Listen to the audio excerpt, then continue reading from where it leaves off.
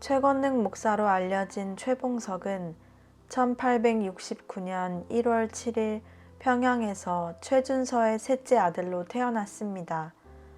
부친은 평양의 강동현 미국 창장으로 재직했고 그는 7살 때부터 서당에 들어가서 공부를 했는데 글씨를 잘 썼다고 합니다. 최건능 목사가 태어날 무렵은 조선 마렵으로 백성들의 삶은 심히 궁핍하였고 정부의 관리들은 극도로 부패했습니다. 지방 관리들의 폭정에 견디다 못한 백성들에 의해 나라 곳곳에서 밀란이 일어났습니다. 1894년 동학혁명이 일어났을 때 최봉석의 나이는 24세였습니다. 한편 1876년 단 한 명이던 기독교인의 수는 그로부터 30년이 지난 1906년에는 4만 4천 명이 되고 1910년에는 11만 명으로 늘어났습니다. 최봉석의 부친 최상리는 평남 강동창에서 지금의 세무서장과 같은 창장을 했습니다. 당시 최봉석 청년은 평양감사 민영휘의 비서 같은 직책을 맡아보고 있었습니다. 그런데 어느 날 현감과 부친 사이에 언쟁이 벌어졌습니다. 현감은 양반이고 창장은 아전이었습니다. 흥분한 현감이 급기야 최봉석의 부친을 구타하려는 기세를 보이자 최봉석이 달려들어 현감을 마구 구타했습니다. 흙발로 몇 번 밟았습니다. 이로 인해서 500리 밖에 있는 삭주로 쫓겨가는 신세가 되었습니다. 봉석은 삭주까지 500리 길을 발바닥이 붓도록 걸었습니다. 강 건너에는 중국 사람들이 살고 있었습니다. 최봉석이 삭주읍에 도착한 것이 1900년이었습니다. 이때 벌써 삭주읍에는 교회가 있었습니다. 삭주교회가 선지 4년이 되던 해였습니다. 삭주교회의 설립자 격인 백유계라는 유지가 있었습니다. 백유계는 한의사였습니다. 병 고치러 오는 사람들에게 전도를 시작한 것이 결국 1896년 교회를 세우기까지 발전하게 된 것이었습니다. 백유계를 전도한 이는 그의 고종사촌 동생인 양전백이었습니다. 양전백은 1895년 마포사며 선교사로부터 24세 때 세례를 받은 지 3년밖에 되지 않는 초신자였습니다. 그가 외사촌 형에게 전도한 것이 삭주읍 교회까지 서게 된 것이었습니다. 최봉석은 삭주에서 심심하고 따분한 세월을 보내야만 하였습니다. 시름 없이 검은 산을 쳐다보기도 하고 압록강가에 나가보기도 하였습니다. 삭주에는 교회가 있었는데 최봉석은 예수를 믿는다고 성경책을 끼고 다니는 사람이 어쩐지 자기하고 좀 다른 것 같이 생각되었습니다. 1902년의 어느 날 백유계가 최봉석의 집에 찾아왔습니다. 둘째 아들을 낳을 무렵 약을 지으러 가서 인사를 하고 아는 사이였습니다. 백유계는 최봉석에게 왜 예수님을 믿어야 하는지 설명하며 전도하였습니다. 최봉석은 이러한 천리타향에서 자기 신상을 염려해주는 그 사랑에 감격했습니다. 그 예수는 누구든지 믿을 수 있는 것이요?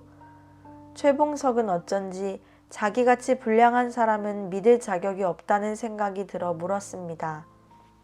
하나님은 당신 같은 유능한 기골이 있는 인재를 구하고 있습니다. 우리 평북에서는 이번에 팔도에 앞서서 전도회를 만들었습니다. 내 고종제가 되는 양전백이 거기 발기인이 되었습니다. 그러니 전도인으로 나아가서는 목사가 되어 새 문명을 받아가지고 우리도 열심히 일을 해봅시다. 이렇게 되어 쪽 성경이지만 성경을 한 권 받아서 읽어보기도 하고 106개의 소개로 삭주교회의 신도들과 정식 인사를 하게도 되었습니다. 이것이 1902년 33세가 되는 해의 일입니다. 1903년부터 조선교회의 부흥의 불길이 붙고 1906년에는 교인의 수가 4만 명을 돌파하였습니다. 1902년 최봉석이 세례를 받을 무렵에는 의주가 가장 복음이 많이 들어온 곳이라 할 수 있었습니다. 우리나라에서 최초로 예수님을 믿은 백홍준, 이응찬 등도 의주 청년들이었습니다. 그리고 백홍준은 한국 최초의 전도사가 되었습니다. 그뿐 아니라 한국교회 최초의 설립자인 서상륜도 신의주 사람이었습니다. 그리고 한국 최초의 7인 목사들 중 양전백 목사도 의주 사람이었습니다. 이 무렵 최봉석은 세례교인이 되었습니다. 귀양살이를 하는 삭주는 그에게 복음을 싹 틔우는 은혜의 장소였습니다. 어쩜 그는 고달픈 귀양살이를 통해 이 땅에서 나그네와 같은 인생을 살아야 함을 조금씩 깨우쳐가고 있었는지도 모릅니다. 어둠의 땅을 빛의 땅으로 기경하는 분은 오직 주님이셨습니다. 최봉석은 무슨 일이든지 시작하면 전력을 다하는 성품이라 열심히 믿었습니다. 그리고 어렴풋하게 기독교를 알게 되고 나중에는 확고한 믿음이 생겼습니다. 1903년 34세에 학습을 받을 때 부인과 함께 학습을 받았습니다. 그리고 같은 해에 세례까지 받았습니다. 우리 민족은 사랑이 있는 민족입니다. 자식, 이웃, 친구, 임금 사랑 등입니다. 그러나 그 사랑에도 불구하고 주님 사랑 같은 영원한 사랑, 빛된 사랑이 없다면 아무것도 아닙니다. 진정한 사랑과 빛을 발견한 이곳의 청년들은 두 주먹을 불끈 쥐고 맹호출림의 기세를 보이기 시작하였습니다. 마포사면 선교사가 양전백에게, 양전백이 백유계에게, 백유계가 삭주에서 귀양살이를 하는 최봉석에게 복음을 전했습니다. 그리고 목사가 된 최봉석, 최건능 목사는 만주로 갔습니다. 예수님에게 미친 사람, 이 얼마나 자랑스러운 호칭이요 면류관입니까? 최건능 목사는 예수님의 사랑으로 불이 붙었습니다. 그는 자기의 생명이 붙어 있으면 그 전체를 예수님의 사랑으로 알았습니다. 그는 예수님을 위해서 죽고자 했고 예수님을 위해서 살고자 하므로 스스로 무의식까지 예수님과 일체가 되기를 원했습니다. 그는 지식을 애써 구하지 않았습니다. 예수님을 전하는 확성기가 되면 그만이었습니다. 예수님을 전하는 기계로도 족한 것이었습니다. 전 생명을 바쳐 구원의 생명이 되고자 백절불굴의 전도자가 되었습니다. 1903년에 부흥의 불이 제일 먼저 원산에 떨어졌습니다. 1904년에는 노일전쟁이 벌어졌고 일본이 전쟁을 이기자 남만주 철도가 일본 사람 손으로 넘어갔습니다. 조선은 일본의 보호국이 되었습니다. 1905년 최봉석은 백유계의 뒤를 이어 삭주교회의 영수가 되었습니다. 1906년 최 목사는 매서인으로 만주 땅까지 다니며 일본인들의 교회 박해 소식을 많이 접하였습니다. 책도 잘 배부하고 전도도 잘했습니다. 그런데 무엇인가 자기의 목소리와 억양을 잘 조절해서 마귀가 탁 거꾸러지도록 해야 되겠다는 생각을 하게 되었습니다.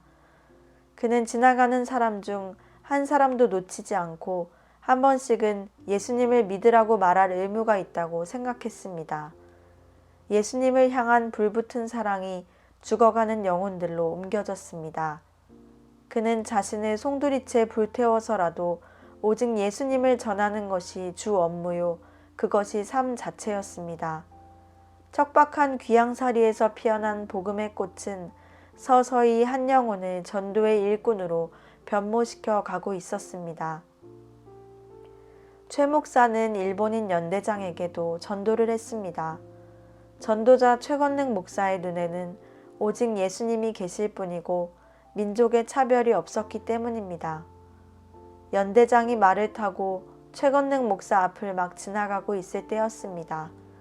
예수천당, 버럭 소리를 질렀습니다.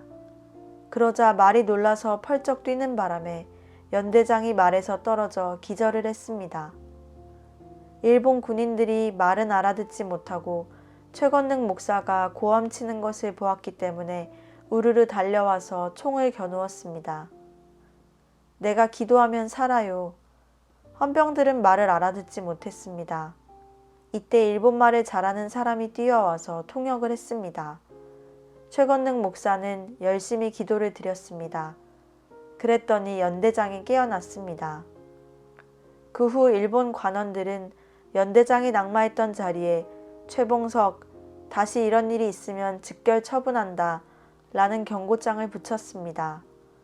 그런데 최 목사는 그 장소에 가서 벽보를 뜯어 호주머니에 넣고 집에 있는 부인 앞에 그 종이를 내어놓으면서 이것 보시오, 면류관에 별이 붙었수다 하면서 경고장을 내어놓았습니다. 예수천당으로 그 연대장이 구원받으면 면류관은 하나님께 받을 것이요 그 일로 인해 박해를 당하니 빛나는 별을 얻을 것이라는 말이었습니다.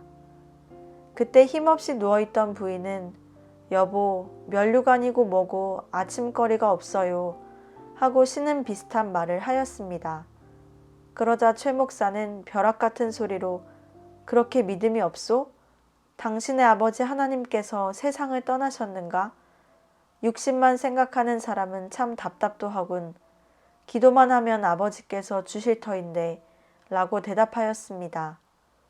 그리고 얼마 후 저녁 무렵 누군가 아무도 모르게 쌀과 찬거리를 살인문 곁에 놓아두고 갔습니다. 마치 초대교회 성도들처럼 숨은 봉사로 오른손이 구제하는 걸 왼손이 모르도록 한 이 순수한 신앙의 흔적들이 최 목사의 주변에 늘 있었습니다. 최 목사의 집은 집이라기보다 변두리에 다 쓰러져가는 운막집이었지만 자고 일어나면 어디서 누가 갖다 놓았는지 수수가마, 쌀가마, 밀가마 등이 있었습니다. 최건능 목사가 조사 시절 죽은 송아지를 놓고 3일간 기도한 끝에 살려내어 하나님께 큰 영광을 돌린 일이 기록되어 있습니다. 매서인으로 돌아다니는 동안 한 궁핍한 농가의 갓 시집온 새댁이 송아지를 좀 살려달라고 부탁을 하는 것이었습니다.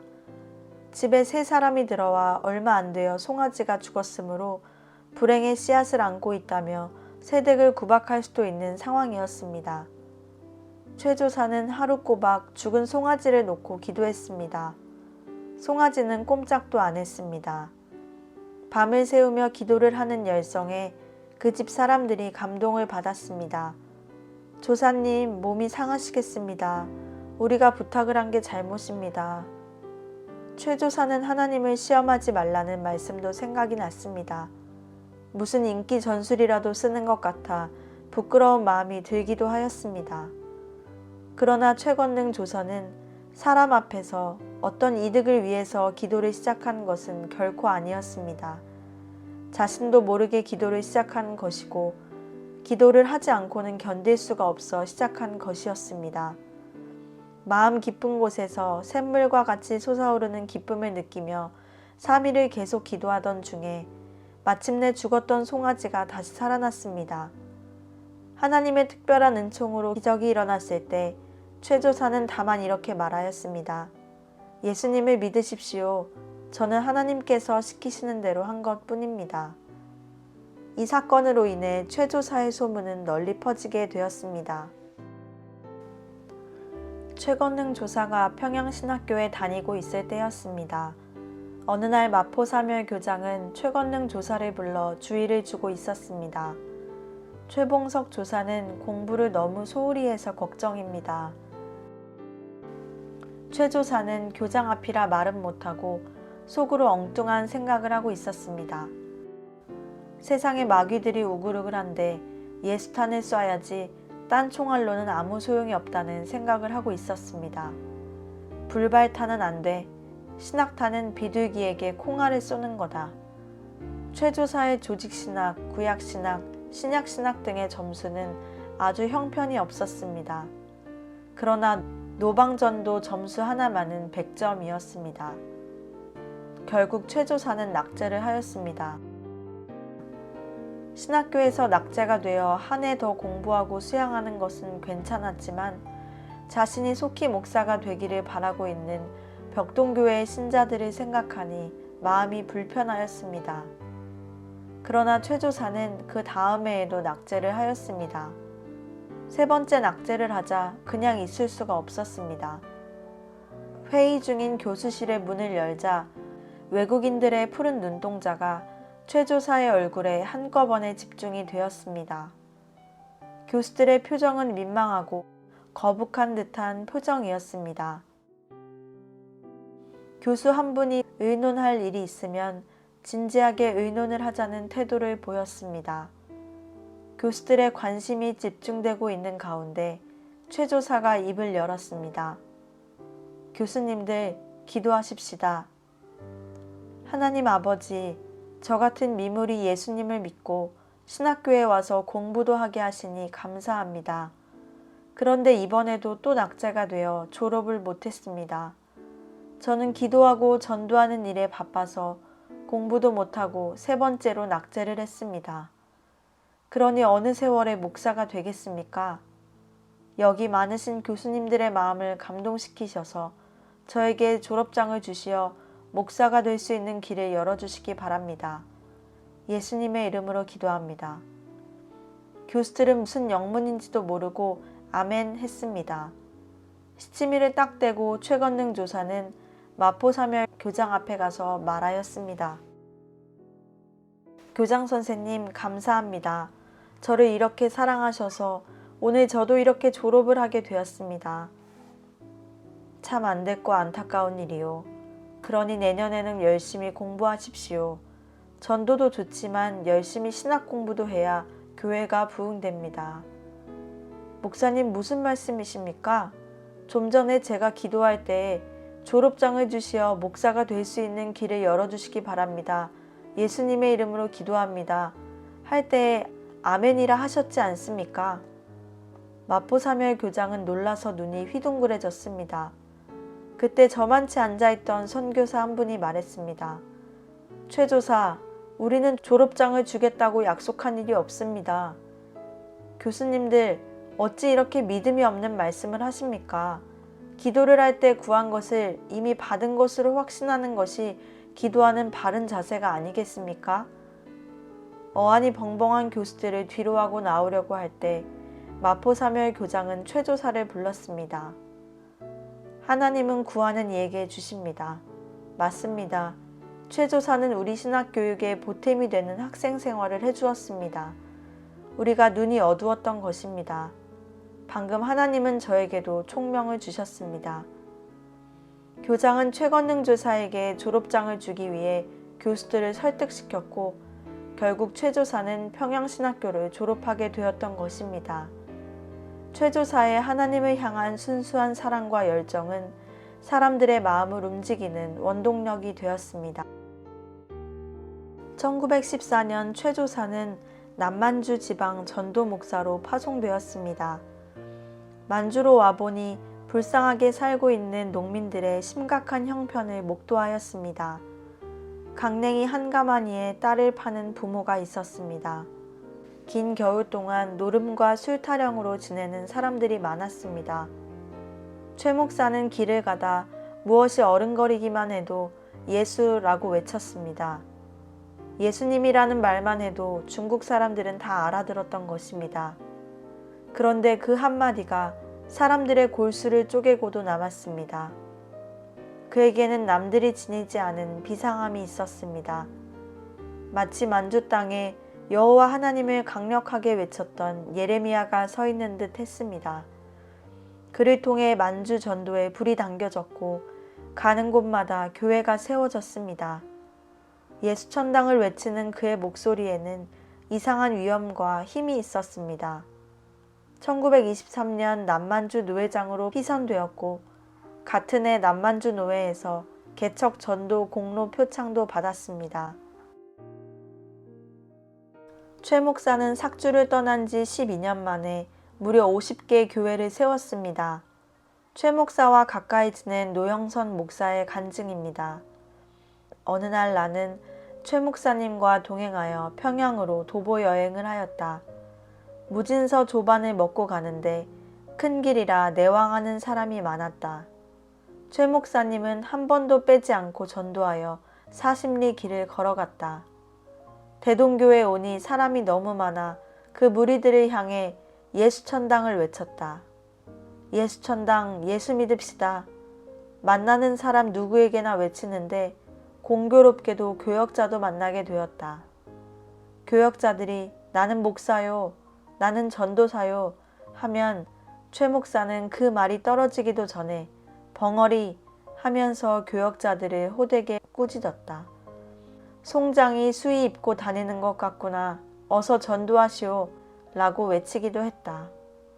평안북도 어느 산골 마을에서 전도하던 때에 재미있는 일화가 있습니다. 마침 화전을 만들기 위해 산에다 불을 질렀는지 한 곳에서는 온통 연기가 하늘을 가리우고 있었습니다. 화전민들의 집은 한 곳에 모여 있지 않았습니다. 두세 집 정도 모여 있어도 올이나 가야 다른 집들이 있는 것이 보통이었습니다. 고구마를 심은 밭이 펼쳐져 있었습니다. 집 앞에는 아이들이 어린애를 업고 서서 낯선 사람의 얼굴을 신기한 듯이 보고 있었습니다. 어디서 졸졸졸 물 흘러내려가는 소리가 들렸습니다. 최 목사는 사람 죽는다, 사람 죽네 냅다 소리를 질렀습니다. 집에서 사람들이 신을 신기가 무섭게 달려왔습니다. 뭐요? 예수 믿고 천당 가시오. 예수 안 믿으면 사람은 다 죽소. 뭐 어째? 이놈의 영감쟁이가 누굴 놀리는 거야? 여러분, 예수 안 믿으면 다 죽어요. 알겠어요? 장정들은 화가 나서 최 목사를 때리려고 했습니다. 최 목사는 얼른 도망을 치려고 했습니다. 그러나 60대 노인이 빨리 뛸 수가 없었습니다. 그때 문득 생각난 것이 있었습니다. 나는 하나님의 사신이다. 목소리가 병력 같았습니다. 마패 비슷한 메달을 내보였습니다. 워낙 위험 있던 사람이라 모두 그 자리에서 엎드러지고 말았습니다. 그 메달은 남만주의 전도 목사로 파송 당시 장로회 총회에서 표창을 받을 때 받은 은 메달이었습니다. 그 은메달을 내보이자 저녁 햇빛에 반짝반짝 빛나는 것이 산골 농민들 눈에 암행어사 마패로 보인 모양이었습니다. 흙이나 파는 두더지가 뭘 압니까? 용서해 주십시오. 모두 싹싹 빌었습니다. 나는 여러분들이 이런 깊은 산골에서 하나님을 섬길 줄도 모르고 지내는 것이 불쌍해서 하나님을 섬기는 도리를 가르쳐 주려고 온 하나님이 보내신 사신이요. 아까 내가 한 말은 거짓말이 아니오. 사람은 하나님을 안 섬기면 다 죽소. 하나님만 섬기면 우리 죄는 다 용서되는 겁니까? 이렇게 되니 문제는 간단했습니다. 인근에 사는 사람들을 모두 불러 모았습니다. 그리고 교회를 하나 더 세우게 된 것입니다. 황해도 곡산은 아주 미신이 성한 곳이어서 전도가 매우 어려운 고장이었습니다. 최 목사는 자진해서 곡산을 찾아갔습니다. 그는 우선 사당부터 찾아가서 불을 질렀습니다.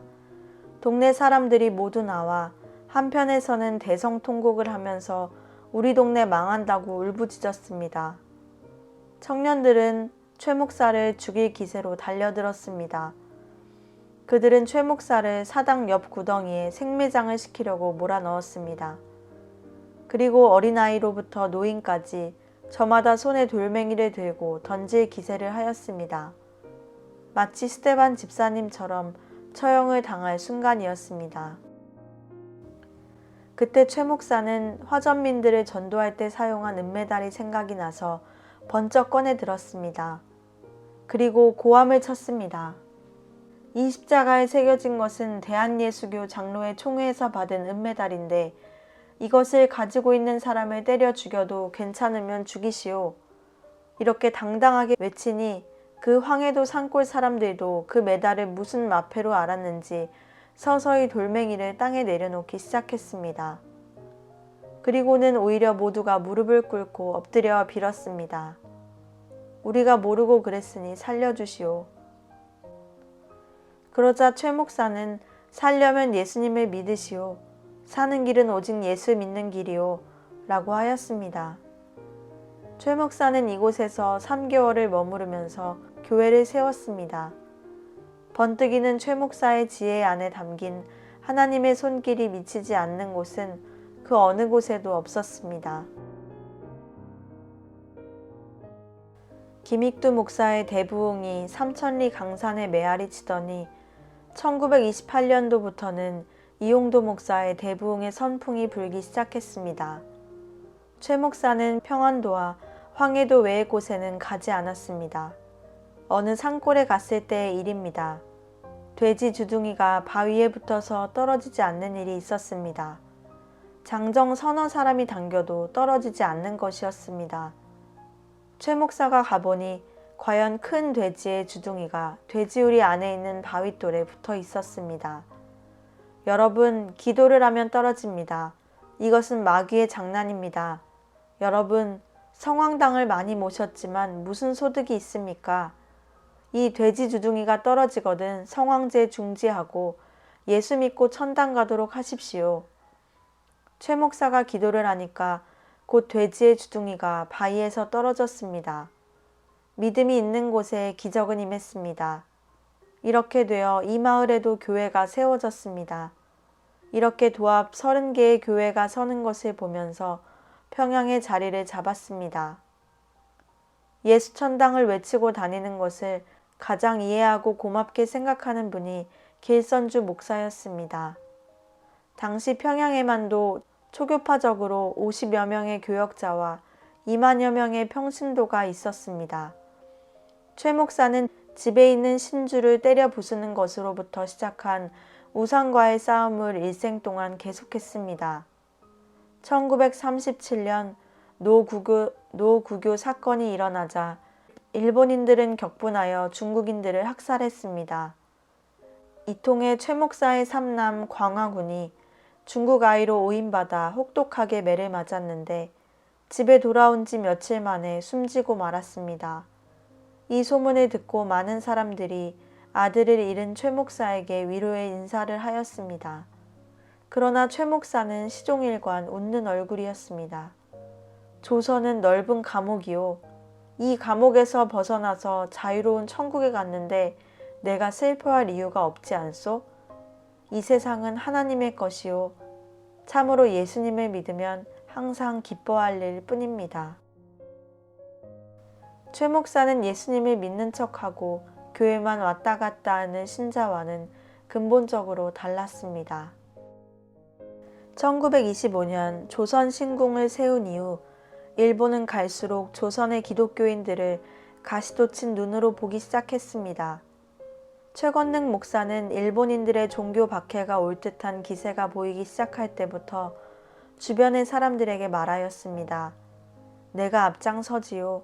매는 몽땅 내가 혼자 맡아서 맡고 순교도 내가 맡아서 하겠습니다. 이러한 판국인데도 최건능 목사는 큰 소리로 예수천당을 외치며 평양의 거리를 다녔습니다. 어떤 때는 신호등을 무시하고 찬송가를 부르며 거리를 횡단하려 하여 경찰서까지 연행이 되기도 하였습니다. 경찰서에서도 예수 믿고 천당 가야지 안 믿으면 멸망한다고 경찰서가 떠나갈 듯이 소리소리 질렀습니다. 경찰서장이 그냥 보내주자 또 한 번 큰 소리로 예수천당을 외치고 나왔습니다. 저녁 예배 시간에 장로 한 사람이 성경을 끼고 부지런히 예배당에 가고 있었습니다. 기업체를 갖고 있는 부자인 장로였습니다. 이 생각 저 생각에 골몰하여 예배당을 향해 걸어가고 있는데 누가 회개하고 예수 하며 어깨를 툭 쳤습니다. 장로는 손에 들었던 성경을 길바닥에 떨어뜨리고 펄쩍 뛰면서 놀랐습니다. 뒤를 돌아보니 최건능 목사가 빙글빙글 웃고 있었습니다. 그 나라와 그의 의를 구하고 예수님을 붙들라고 권면하며 최 목사는 가던 길을 갔습니다. 신사참배 문제가 총회에 상정되고 일본 관리들이 공작의 마술을 뻗치고 해서 사태는 점점 더 어렵게 되어갔습니다. 최 목사는 신사참배를 반대하는 쪽에 거두요. 어느 집회에서나 신사참배를 결사적으로 반대하는 태도를 보였으므로 지명 수배를 받게 되었습니다. 최 목사는 순교할 각오를 매일 다짐하면서 또 한 번 예수님을 위해 외칠 기회를 조용하게 기다리고 있었습니다. 마침내 일본인 형사에게 체포된 최 목사는 평양경찰서로 호송되었습니다.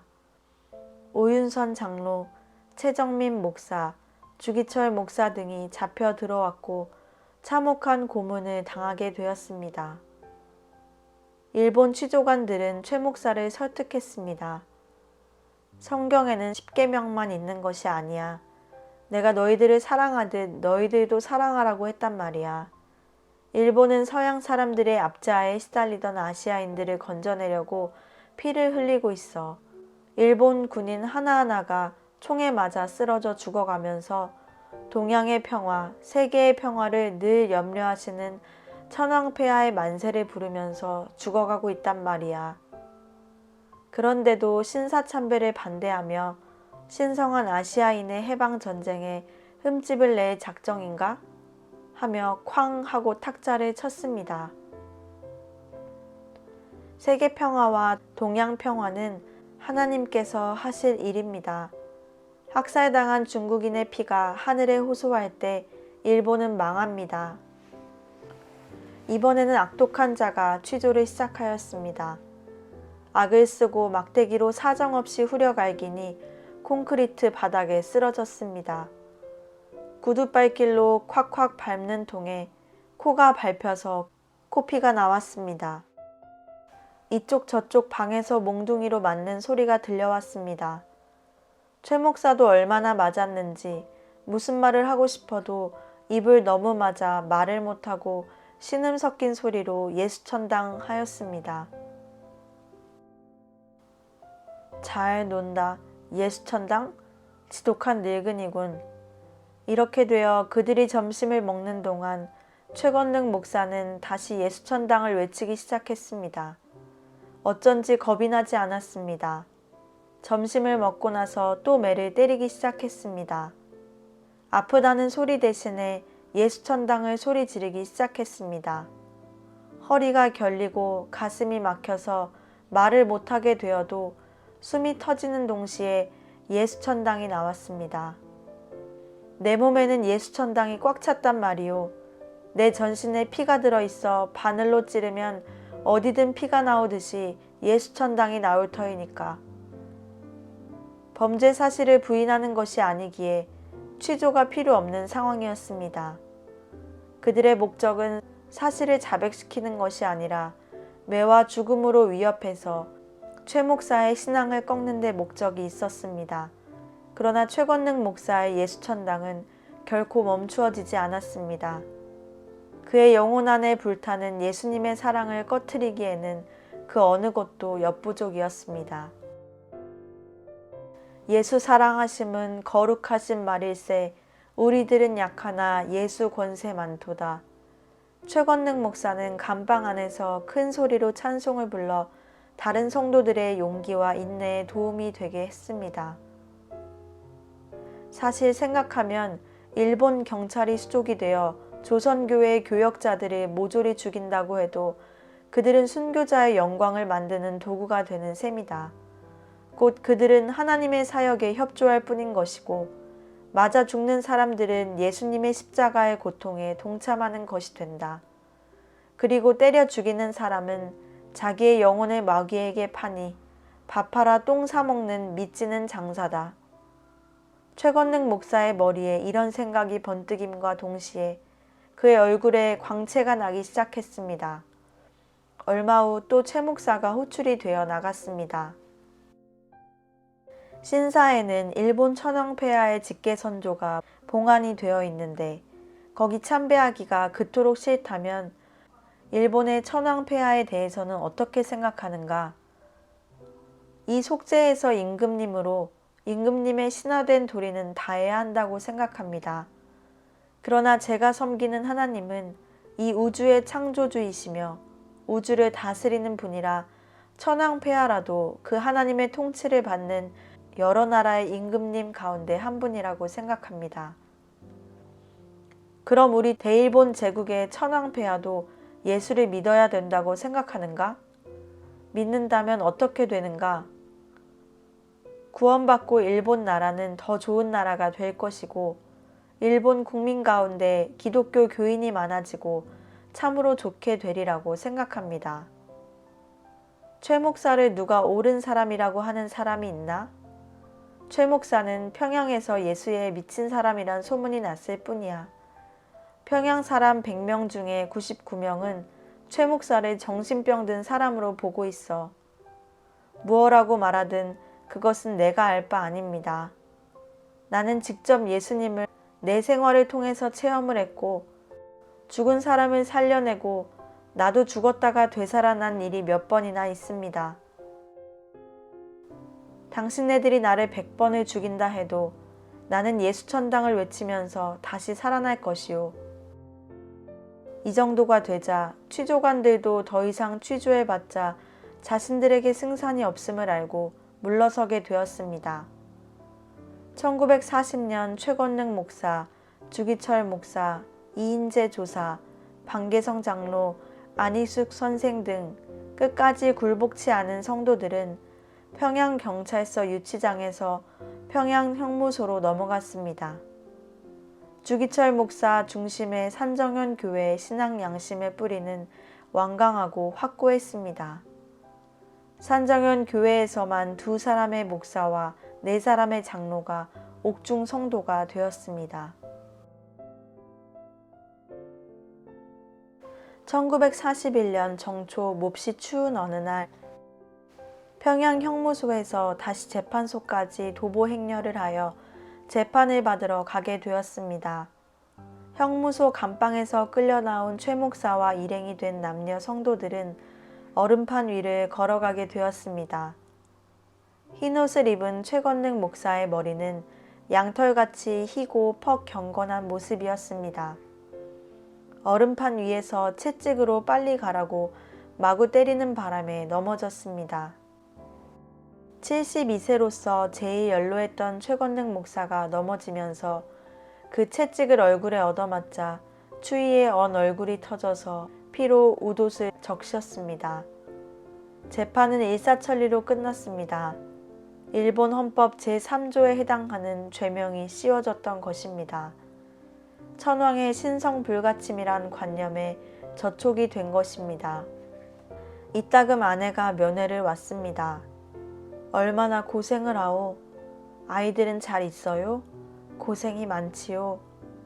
자신도 모르게 말을 했는데 자기가 한 말이 예수님의 뺨이라도 친 것 같았습니다. 예수님을 부인한 베드로의 실수 같기만 해서 그날 밤을 뜬 눈으로 세웠습니다. 아이들은 누구의 아이란 말인가? 다 하나님의 자식인데 하나님 이상으로 그들을 보호할 수가 있다는 생각 자체가 잘못이 아닌가? 나는 내 생명도 재산도 처자도 다 주님께 맡기고 주님만 따라야 한다 라고 결심을 하였습니다. 그 다음날 또 아내가 왔습니다. 항상 기뻐하라. 빙긋이 웃었습니다. 쉬지 말고 기도하라. 빙긋이 웃었습니다. 두 부부 사이에는 여러 말이 필요하지 않았습니다. 최건능 목사는 옥고 6년으로 접어드는 1944년 4월을 맞이하면서부터 몸이 극도로 쇠약해져 갔습니다. 주님이 계신 곳으로 차츰 가까워짐을 느끼게 되었습니다. 형무소 소장은 최 목사의 집에 병보석을 통고하였습니다. 최 목사의 부인, 딸, 임기봉 전도사 등이 형무소를 찾아갔을 때 최 목사는 이미 임종에 가까운 상태였습니다. 청년의 몸에 엎여 집으로 향하던 최 목사는 기적적으로 의식이 차츰 돌아오기 시작했습니다. 나를 기독병원에 입원시켜주면 13일간 살겠다 하는 최 목사의 가느다란 음성을 듣고 그 길로 기독병원으로 갔습니다. 병원에서는 최 목사에게 안정을 요구했습니다. 그러나 그는 찾아오는 지하 성도들 하나하나의 손을 잡고 문안 인사를 받고 격려를 하였습니다. 박집사, 오집사, 합동해서 유익, 기뻐하라. 주기철, 박관준, 이기선, 안희숙, 우리 모든 형제들을 위해 기도해 주시오. 이때 주기철 목사는 이미 순교하여 돌박산에 장례를 마친 뒤였습니다. 병원에서 링거 주사를 놓으려 해도 살과 뼈만 남고 이미 혈관을 찾을 수가 없었습니다. 부활절을 앞둔 1944년 4월 15일 오후 12시 40분이었습니다. 최 목사는 그를 평소에 아끼고 따르던 교우들과 부인, 자녀들이 지켜보는 가운데 하늘에서 전보가 왔구나, 나를 오라고 하면서 찬송가를 부르기 시작했습니다. 고생과 수고가 다 지난 후 광명한 천국에 편히 쉴 때 주님을 모시고 나 살리니 영원히 빛나는 영광일세. 영광일세, 영광일세, 내가 누릴 영광일세. 은혜로 주 얼굴 배옵나니 거룩한 영광, 내 영광일세. 최권능 목사는 찬송이 끝남과 동시에 하늘나라로 떠나갔습니다. 그를 바라보는 성도들의 마음속 깊이 찬송 소리가 메아리치는 가운데 미소를 남기고 갔습니다. 이로써 우리의 순교자 최권능 목사는 우리에게 예수천당의 여운을 남겨준 채 순교의 영광을 안고 주님 품에 먼저 안겼습니다.